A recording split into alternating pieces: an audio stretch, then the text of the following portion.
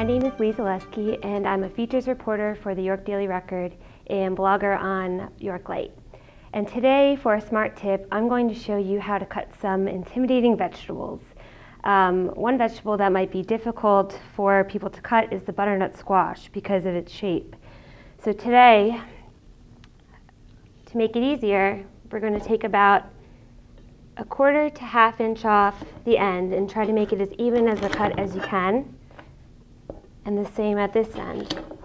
By doing that, we've stabilized the squash, so when we cut it in half later, it'll be less tricky.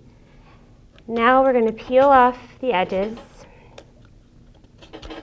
It's a little thick, the skin, so you might want to pick it up and hold it. Another thing you can do is microwave it a little bit to make the skin softer. Butternut squash is actually a really great vegetable to eat because it's loaded with vitamin A, which is wonderful for eye health and for healthy immune system. And later on today, I'm going to make a butternut squash apple soup with these ingredients. So now once you've had it peeled, slice your knife through the top,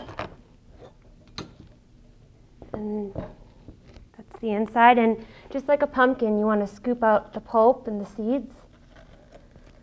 You can actually roast these too. There aren't so many, but they make a really good snack. So I'm just going to go ahead here and start cutting it this way.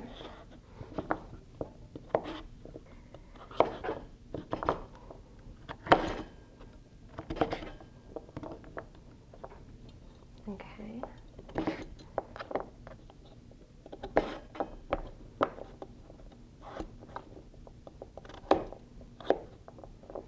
All right. So that's the squash. Another ingredient for the soup is celery.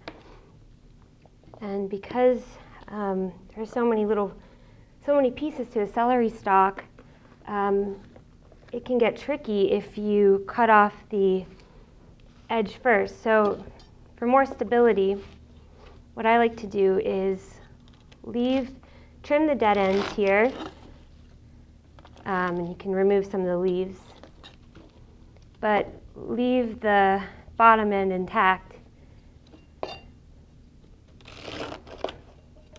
It's a lot easier to hold on to the celery if you don't cut that off first. That's about all I'll need for my recipe. And I like to use the leaves because I think they're just as good in soups and things like that. Okay. Now my last tip I learned from celebrity chef Gordon Ramsay, and this should stop you from crying when you're cutting an onion. So if you see here, this is the root of the onion. We're just going to, with 3 fingers on top there, slice through.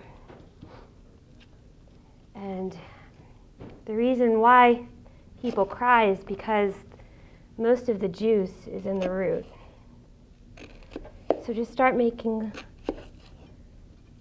small slices in the onion and try not to disturb the root too much while you're doing it.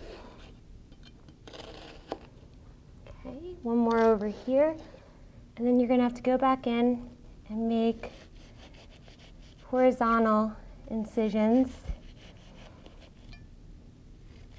Smells like onion, but it's not overwhelming. So here you can see you're ready to dice it.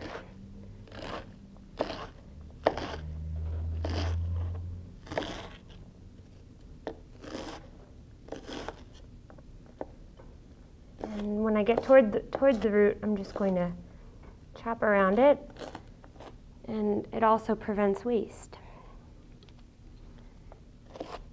And you have a nice finely chopped onion that you can use for any of your recipes, soups,